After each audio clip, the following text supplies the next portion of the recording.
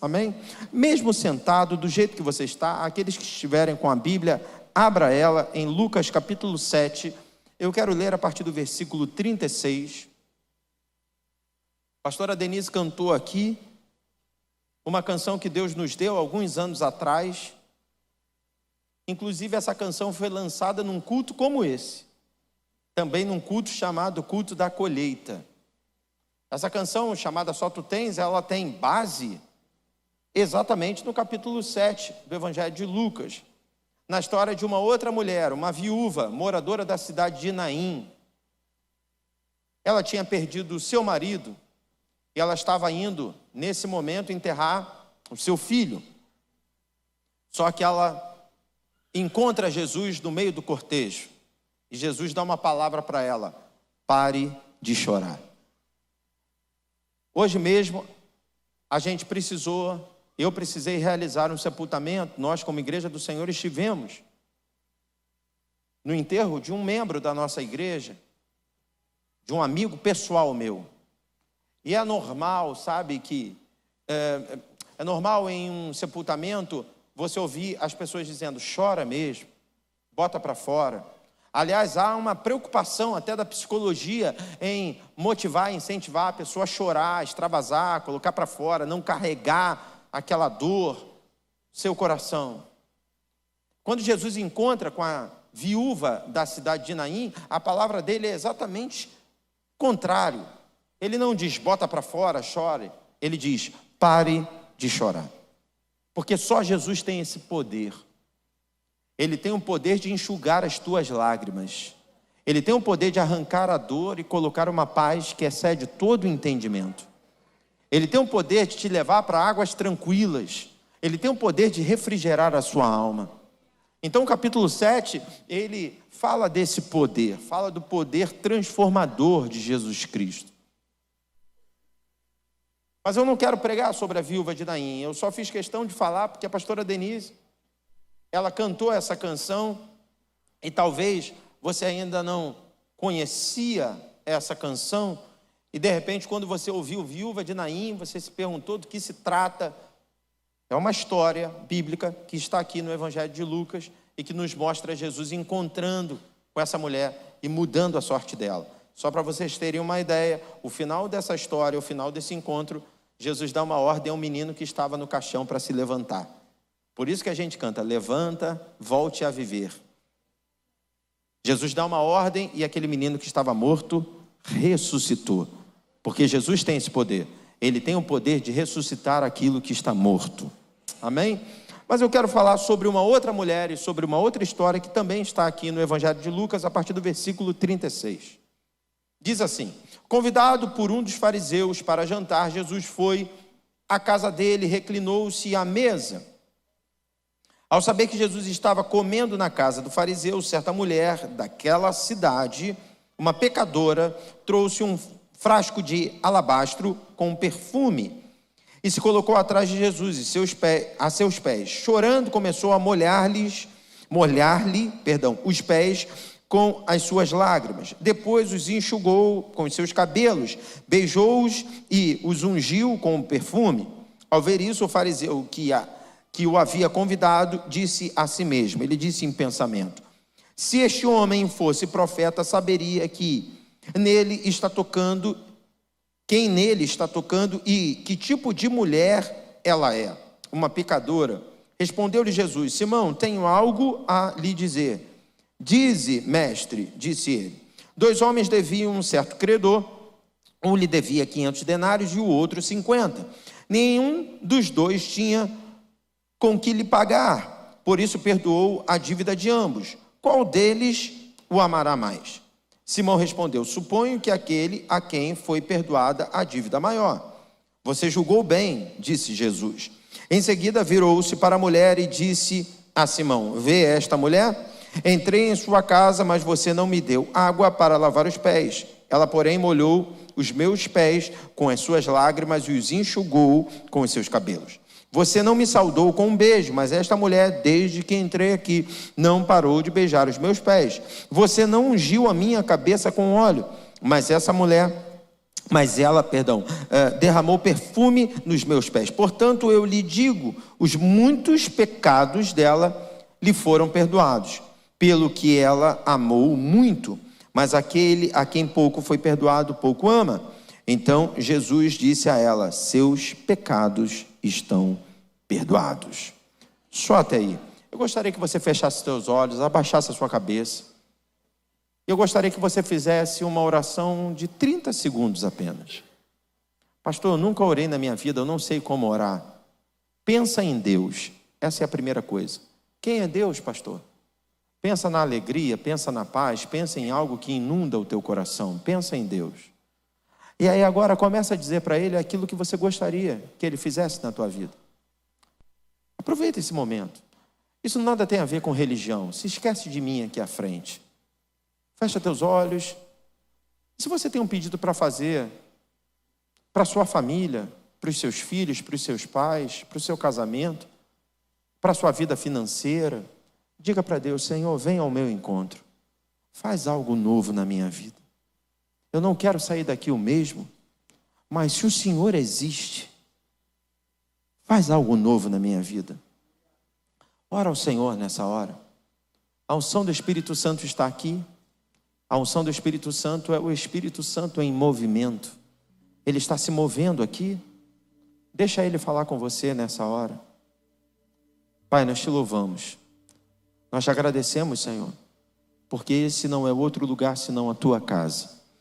E a tua palavra nos garante que os teus olhos estão abertos e os teus ouvidos atentos à oração e à súplica que é feita nesse lugar. Senhor, que cada oração suba agora como um perfume agradável a ti, Senhor. Que o Senhor ouça, que o Senhor recolha cada oração, cada clamor, e que um tempo de milagres seja estabelecido na vida dos teus filhos, Senhor. Que a partir dessa noite, que a partir desse clamor, Senhor, haja uma transformação, uma mudança. Nós repreendemos agora, Senhor, toda influência maligna. Nós repreendemos agora, Senhor, toda intervenção maligna. Nós declaramos que o diabo não tem poder sobre as mentes, o diabo não tem poder sobre os corações. Agora, Senhor, em nome de Jesus, que todas as barreiras, que todos os grilhões sejam despedaçados, Senhor. Que sejamos livres na tua presença, Senhor, livres para o fluir da tua palavra. Nós te pedimos em nome de Jesus. Amém e amém. Louvado seja Deus. Glória a Deus. Glória a Deus. Bem, queridos, Jesus tinha sido convidado por um fariseu para um banquete. E aonde Jesus ia, multidões se aglomeravam. Jesus operava milagres extraordinários. Então ele andava e ele atraía as multidões. As pessoas ouviam falar que Jesus estava ali se formava uma multidão. E aqui não é diferente. Jesus é convidado para um banquete na casa de um fariseu e todo mundo fica sabendo. E uma multidão cerca a casa de Simão, que era esse fariseu que o convidou. Sobre os fariseus, o que eu preciso que você entenda é que eles eram religiosos radicais. Eles eram defensores da lei. E eles tinham uma dificuldade enorme de aceitar a Cristo. Eles estavam muito presos àquilo que era palpável, àquilo que era visível. E o que Jesus fazia, da maneira que Jesus fazia, de uma maneira espontânea, amorosa, era difícil de ser entendido por esses fariseus. Quando um fariseu se aproximava de Jesus, normalmente se aproximava para testar Jesus. Se aproximava de Jesus para tentar pegar algum erro em Jesus e levá-lo à vergonha, e levá-lo ao escárnio, e levá-lo à crucificação, como acabou acontecendo. Se você ler os evangelhos, né, a Bíblia nos apresenta o evangelho a partir de 4 narrativas, Marcos, Mateus, Lucas e João. Se você for ler qualquer um desses livros, você vai ver, em todos eles, fariseus tentando colocar Jesus numa situação delicada. Você vai ver fariseus tentando colocar Jesus numa posição contraditória. E aqui é óbvio que não seria diferente. O texto que a gente leu nos mostra Jesus sendo convidado por Simão, por um fariseu, e entrando na casa dele, se sentando à mesa ali com ele. Mas como a multidão cercava a casa, e existia um costume nessa época, de se comer com a porta aberta, era até um pouco de ostentação. Quando havia uma festa, era praticamente uma postagem no Instagram. Hoje a gente vai numa festa, a gente tira uma foto e a gente posta. Tem um quesinho de ostentação nisso, não tem? A gente vai jantar fora e tem aquele prato bacana, a gente tira uma foto do prato, que delícia. Tem um pouquinho de querer causar uma inveja. Que isso, pastor? Não, irmão, eu de vez em quando caio nesse erro também, né? A gente faz isso, a gente quer compartilhar um pouco da nossa alegria, mas a gente acaba ostentando. Eu nem sei se chega a ser uma vaidade. Em alguns casos, sim. Eu acho que tem pessoas que, meu Deus do céu, é o tempo inteiro. Mas faz bem ao ego. Tem alguém que concorda comigo ou todos discordam? Tem um pouquinho disso, não tem? Então, na época dos fariseus acontecia isso também. Na época de Jesus, quando tinha um banquete, quando tinha uma festa, as janelas ficavam abertas, as portas ficavam abertas, eles estavam meio que mostrando para as pessoas, poxa, tem comida aqui, tem prosperidade aqui. Então tinha uma multidão assistindo do lado de fora. E essa multidão do lado de fora permitiu que uma mulher penetrasse na festa, entrasse na casa de Simão. Aquela multidão, aquele alvoroço, fez com que aquela mulher tivesse acesso até Jesus. Se a coisa fosse mais reservada, aquela mulher teria que bater na porta, pedir licença, e talvez seria impedida de entrar. Mas não, a coisa era meio que aberta. Então ela entra, ela invade literalmente aquele ambiente. E ela vai até onde Jesus estava. E eu quero que você entenda uma coisa. A mulher, ela sai de casa já com esse objetivo. A mulher, ela sai de casa com a ideia, com um pensamento de se encontrar com Jesus. Não é algo lançado ao acaso. Muitas das vezes a gente erra porque a gente vai até a presença do Senhor, a gente vai até um culto, a gente entra numa igreja e a gente não gera expectativas. A gente não ora, a gente não se derrama diante do altar do Senhor, a gente não clama. A gente quer que Ele faça alguma coisa, mas se Ele quiser. Porque se Ele não quiser, eu nem sei se Ele olha para mim, eu nem sei se Ele repara em mim, eu nem sei se Ele sabe o meu nome, eu nem sei se Ele conhece dos meus sonhos, das minhas dificuldades, das minhas lutas.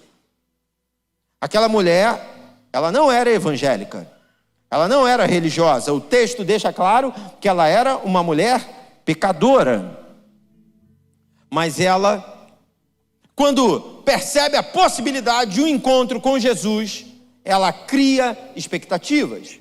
Aí você me pergunta, pastor, mas como o senhor sabe que ela criou expectativas? O texto não diz isso. Eu sei, porque ela não vai de mãos vazias. Se aquela mulher simplesmente tivesse chorado na presença do Senhor, então ela teria ido, talvez, sem grandes expectativas, e naquele momento, então, diante da presença do Senhor, então ela acabou chorando. Mas não. Ela criou expectativas porque ela levou um perfume. E ela não levou um perfume barato. Ela levou um perfume caro. E ela levou com o objetivo de lançar esse perfume sobre Jesus. Ela levou esse perfume com a ideia de agradar ao Senhor. Pastor, e por que ela queria agradar ao Senhor? Porque ela queria chamar a atenção dele. Eu sei que o mundo quer que você acredite que o Senhor não está nem aí para você, que Deus não está nem aí para você. Aliás, o mundo quer que você acredite que Deus não existe. O mundo quer que você acredite que para você vencer, você só vai vencer de acordo com as suas próprias forças. Só que essa igreja, a palavra do Senhor, está aqui nessa noite para dizer que Deus te ama. E diante da presença dele, querido, gere expectativas. Diante da presença dele, abra teu coração. Diante da presença dele, peça, e peça direito. Porque no mesmo evangelho de Lucas, no capítulo 1, no versículo 37, está escrito: porventura, existe alguma coisa impossível para Deus? Me ajude a ministrar, olha para o teu irmão do teu lado e diga: não existe nada impossível para Deus.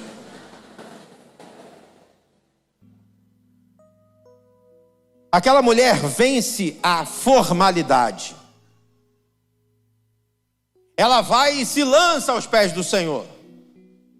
E me chama a atenção o fato de que, até esse momento, Jesus não fala nada. Me parece até que Jesus está quieto. Às vezes a gente depende de algum sinal, de alguma manifestação, para acreditar na presença dele. Há um texto bíblico que diz: se 2 ou 3 estiverem reunidos em meu nome, ali eu estarei. Eu posso não sentir nada, mas se ele disse que estaria, ele vai estar sempre. Fala para o teu irmão, diga: Deus está aqui. Ela não tinha ouvido ainda a voz do Senhor. O texto até agora não me mostra Jesus falando nada, mas ela sabia que ele estava. E a certeza dela de que ele estava era o suficiente. O texto diz que ela vai e ela se lança então aos pés do Senhor. Ela começa a chorar aos pés do Senhor. E ela chora de uma maneira tão grande que a Bíblia diz que ela lava os pés do Senhor com as suas lágrimas. O texto diz que ela enxuga os pés do Senhor com os seus cabelos. O texto diz que ela faz uso do perfume e ela unge os pés do Senhor. Mas eu quero que você preste atenção. Jesus estava sentado à mesa e o texto diz que ela chega por trás. E ela faz tudo isso. Ela lava, enxuga e unge os pés do Senhor. Ela não faz isso na cabeça, ela faz isso nos pés. Ela chega por trás e ela começa a mexer nos pés de Jesus. E eu quero te chamar a atenção mais uma vez para a atitude de Jesus. Enquanto ela faz isso, o texto não me mostra Jesus falando com ela. O texto não me mostra Jesus agradecendo ela. O texto não me mostra Jesus fazendo um carinho nela. Não. O texto me mostra que enquanto ela faz isso, Jesus continua aqui, sobre a mesa. Ela está lá embaixo, chorando, ungindo, fazendo carinho nos pés do Senhor. E Jesus continua aqui. Primeiro, entenda, essa mulher, ela precisou vencer a formalidade. Eu não fui convidada, mas não estou nem aí, vou entrar assim mesmo. Existem pessoas que precisam de um convite especial para vir para a igreja. Existem pessoas que precisam que um tapete vermelho seja esticado para se entregar para o Senhor Jesus. Aquela mulher sabia da dor que ela sentia. Ela sabia daquilo que ela precisava. E para alcançar o que ela precisava, ela venceu a formalidade. Eu tenho falado aqui na Nova Jerusalém que a salvação é o maior milagre e o maior presente que o ser humano pode receber.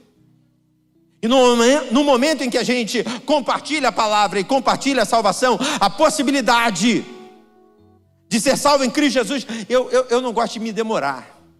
Sabe por quê? Porque eu entendo que se você aceitar a Jesus porque alguém insistiu muito para que você aceitasse, talvez você não esteja valorizando do jeito que você deveria.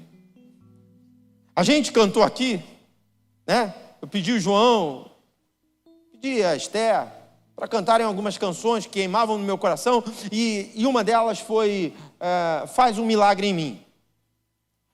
Essa canção diz, como Zaqueu, eu quero subir o mais alto que eu puder. E talvez você que não tenha contato com a Bíblia, com a palavra de Deus, não entenda muito bem essa estrofe. Mas, na verdade, a estrofe dessa canção fala sobre um episódio bíblico. Existia um homem chamado Zaqueu, era baixinho, e ele era cobrador de impostos. E como eu disse no início da ministração, por onde Jesus passava, uma multidão se aglomerava à sua volta. Zaqueu queria ver Jesus, Zaqueu queria ter um encontro com Jesus, mas quando ele vai até onde Jesus estava, ele vê uma multidão na sua frente. Como ele era baixinho, ficava difícil ter acesso visualmente falando. Como ele era um cobrador de impostos, todo mundo odiava ele. Ele na verdade tinha que ser o mais discreto possível, porque senão ele corria risco de ser linchado. Posso pedir licença, eu não posso empurrar ninguém. Se eu fizer isso, aí que não vou me deixar chegar em Jesus. Aí o texto diz então que ele sobe numa árvore, por isso que a gente canta isso. Como Zaqueu, eu quero subir. Ele sobe numa árvore, e do alto da árvore ele vê Jesus. Mas o mais lindo disso é que do alto da árvore Jesus vê ele. E mesmo o cobrador de impostos, mesmo odiado por todo mundo, o texto diz, Zaqueu, desce depressa. Porque quando Jesus quer salvar a tua vida, não dá para ficar enrolando, não dá para ficar demorando, não dá para ficar pensando, eu não sei se eu quero não. Tem muita gente que já disse várias vezes, quem sabe um dia. Você sabe se amanhã você vai estar vivo? E se você morrer hoje, para onde você vai? Você vai para o céu ou para o inferno? O inferno não existe. Será mesmo? Eu afirmo a você que existe. Eu afirmo a você que o maior desejo do diabo é levar você para lá.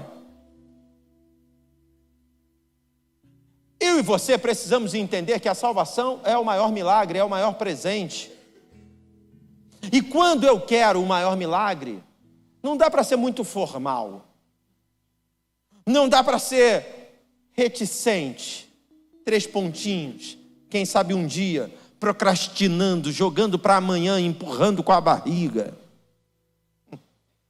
Imagine, se você está desempregado hoje, e o teu telefone toca, e alguém diz assim, te dou um emprego amanhã, se você vier aqui agora. Não sei não. Quem sabe um dia. Aí bate no peito e diz, eu quero um emprego. Você não quer nada. Você não quer. Porque quem quer, sai na mesma hora e vai buscar. Quem quer, se prostra. Quem quer, se lança. Quem quer, invade a casa de um fariseu que não quer que você entre. Alguém que representa o diabo que diz, se depender de mim, você vai morrer assim. Você vai morrer triste, você vai morrer ferido, você vai morrer doente.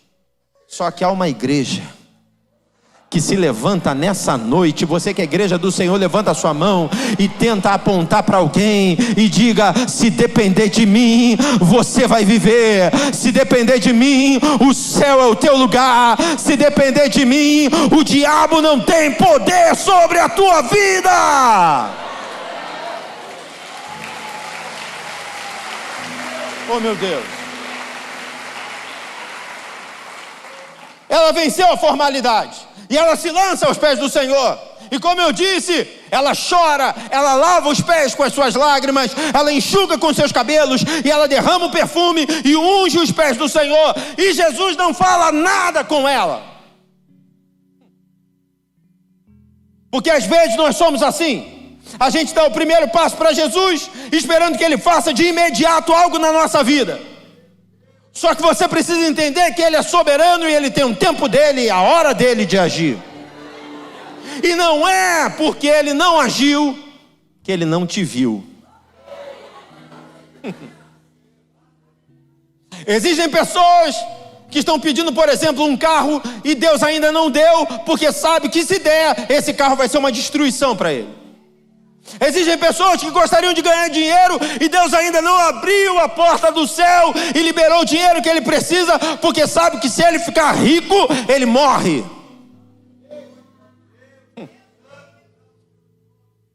Olhando para a natureza, o maior sinal gerador de multiplicação é a chuva. Conversa com qualquer agricultor, com qualquer homem da terra e pergunta: qual é a fórmula do crescimento? Qual é o combustível da multiplicação? Ele vai dizer: a chuva. Chuva. Nós precisamos da chuva. Então a chuva é sinal de multiplicação. Pastor, mas se é sinal de multiplicação, por que há meses atrás caiu lá em Petrópolis e arrasou e matou centenas de pessoas? Porque até a chuva, que é sinal de multiplicação, precisa de um terreno pronto para recebê-la. Chuva em terreno despreparado gera morte. Ainda não aconteceu porque você não está preparado para receber. Mas isso não significa que Jesus não te viu. Ele te viu, mas Ele está te preparando. E Ele está dizendo: se eu derramar chuva agora, vai ter morte. Prepara essa terra, porque quando eu derramar chuva, vai ter crescimento, vai ter multiplicação. Levanta a sua mão, você que acredita no que eu estou falando, na autoridade que há no nome de Jesus, eu profetizo: vem chuva de Deus sobre a tua família, vem chuva de Deus sobre a tua casa, vem chuva de Deus sobre o teu trabalho, vem chuva de Deus. Deus está preparando a tua terra, no tempo certo Ele vai liberar a chuva. Chuva, chuva.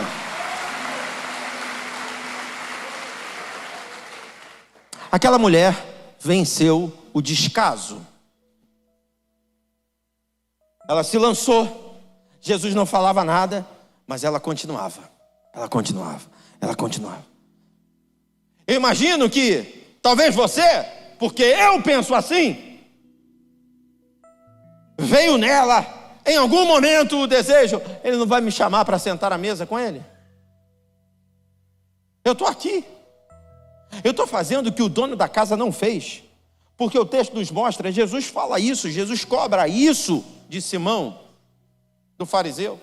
E se você estudar um pouquinho sobre a história bíblica, você vai ver que era uma regra dos bons costumes de um anfitrião. Se você viesse até a minha casa, eu tinha que preparar uma bacia para lavar os teus pés, colocar meus servos, colocar pessoas lavando os teus pés, porque nessa época não tinha tênis, não tinha sapato, todo mundo andava de sandália. As irmãs, as mulheres que andam, os homens também, que andam na rua de chinelo, e as mulheres que andam de sandália, de rasteirinha, o nome que fala, sabem do que eu estou dizendo? Depois de um dia inteiro andando na rua, você chega em casa, teu pé está todo empoeirado. Que dirá nos dias do Senhor que não tinha asfalto? Era tudo barro, era tudo poeira. Então era costume. Você chegou na minha casa, para você se sentir limpo, bem, eu vou lavar os teus pés. Era regra. Quando você chegava na casa de alguém, esse alguém te receber com um beijo na testa, um beijo na cabeça, você é bem-vindo aqui nesse lugar. Era regra alguém pegar um perfume, pegar um óleo aromático e passar sobre o convidado. Jesus olha para aquele homem e diz: você não lavou? Você não beijou? Você não ungiu? Agora essa mulher, que não é a dona da casa, que invadiu a casa, desde o momento que chegou, não para de fazer isso. Parece que Jesus não está vendo, mas Ele está vendo. Às vezes parece que Ele não está te ouvindo, mas Ele está te ouvindo. Parece que Ele não se preocupa com você, mas Ele se preocupa com você. Eu quero terminar. O texto diz que aquele homem pensa. Repita comigo: pensa. Ele não fala, ele só pensa.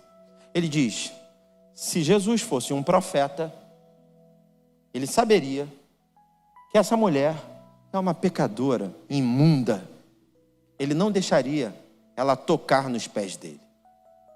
Jesus lê o pensamento do inimigo. Jesus lê o pensamento do acusador. Jesus lê o pensamento daqueles que querem te ferir. E antes deles abrirem a boca para falar alguma coisa, você que está derramado aos pés dele, recebe dele a defesa. Ele se levanta e ele diz: alto lá, para de falar dele. Não abre a tua boca para falar dela. Jesus lança uma história, uma parábola. E ele diz: quem é que passa a amar mais? Quem é que demonstra mais amor? Me diz. Existem duas pessoas com uma dívida. Uma dívida grande e uma dívida menor. Elas se apresentam diante do Senhor. E elas dizem assim: não tenho como pagar. E o Senhor então decide perdoar as duas. E diz: fique tranquilo. Você não precisam mais me pagar. Jesus pergunta: quem é que a partir desse gesto vai amar mais o Senhor? Aquele que foi pouco perdoado, porque a dívida era menor, ou aquele que foi muito perdoado, porque a dívida era maior? O fariseu enche o peito e diz: quem foi muito perdoado, aquele que tinha a dívida maior. Aí Jesus praticamente responde assim: é isso. Você não se acha o santarrão? Você não se acha o sem pecado? Você não se acha o superior? É por isso que você não me ama. Eu entrei aqui, você não me deu beijo. Você não lavou os meus pés. Você não me ungiu, porque afinal de contas você é autossuficiente. Você acha que tem tudo. Você não precisa de ajuda. Agora, essa mulher, como você mesmo pensou, é uma pecadora, cheia de falhas, marginalizada. A sociedade olha para essa mulher e diz assim: só que eu decidi perdoar ela. Eu decidi limpar ela. Eu decidi purificar ela. Eu decidi transformar ela. E é por isso que ela me ama muito mais do que você. Porque ela sabe de onde eu estou tirando ela. Ela sabe o que eu estou fazendo com a vida dela. Escute. Há um texto na Bíblia que diz que é mais fácil um camelo entrar por um buraco de uma agulha. E não está falando de uma agulha de costura. Está falando de uma porta que era muito baixa e estreita, chamada de agulha, nos dias bíblicos, mas que era impossível de um camelo passar. Jesus diz, texto bíblico diz: é muito mais fácil um camelo entrar por essa porta baixa e estreita do que um rico entrar no céu. Aí alguém vai dizer assim: pastor, então Jesus faz acepção de pessoas, ele só veio para os pobres? Não, não é isso. O que Jesus está dizendo é que normalmente o rico é autossuficiente. O rico acha que não precisa de Deus. O santarrão acha que não precisa de Deus. Eu não estou pregando para gente que não precisa de Deus. Eu estou pregando aqui nessa noite para gente que carece da misericórdia do Senhor. Não, porque a igreja é só para gente saudável. Não, a igreja é para gente doente. Nós somos um pronto-socorro, um grande hospital. A gente quer tratar das tuas feridas. A gente quer limpar você na autoridade que há no nome de Jesus. A gente quer declarar que a tua vida nunca mais será a mesma. Jesus está aqui para mudar você.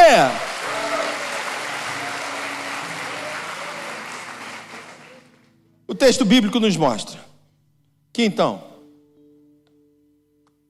Jesus começa a falar com o fariseu. Ele olha para o fariseu, mas está apontando para a mulher. Ele está falando com o fariseu porque ele sondou o pensamento do fariseu, mas na verdade ele está ministrando a mulher. Ele está dizendo assim: está vendo? Estou te perdoando, filha. Está vendo? Você de repente pode ter pensado que eu não reparei, mas eu desde o início estou reparando você me dando beijo, você lavando os meus pés, você ungindo os meus pés. Eu estou reparando você derramada aqui diante de mim. A Bíblia diz que Jesus olha para aquela mulher e diz: os teus pecados estão perdoados. É como se Jesus estivesse pegando ela pela mão e dizendo assim: está vendo? teu lugar aqui sentada do meu lado.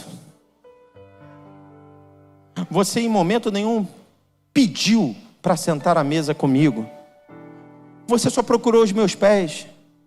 Mas era como se ele pegasse ela pela mão e dissesse assim: mas tem lugar na mesa para você. Você pode falar para alguém, diga: existe um lugar na mesa de Deus para você.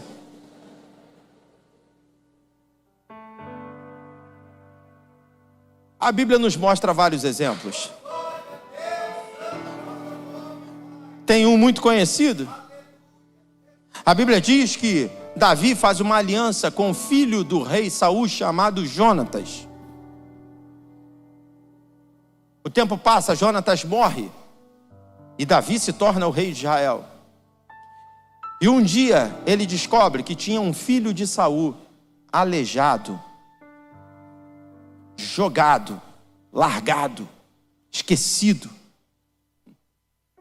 Mas Davi diz: eu tenho uma aliança com o pai dele. Busca ele aonde ele estiver. Traz ele até aqui, porque tem um lugar na minha mesa para ele. Você pode não entender, mas eu quero que você acredite. Jesus te conhece antes de você se formar no ventre da sua mãe. Ele tem uma aliança com você. E aonde você estiver, Ele vai mandar te chamar. E a palavra dele para você é: existe um lugar na minha mesa. Eu queria que você se colocasse de pé.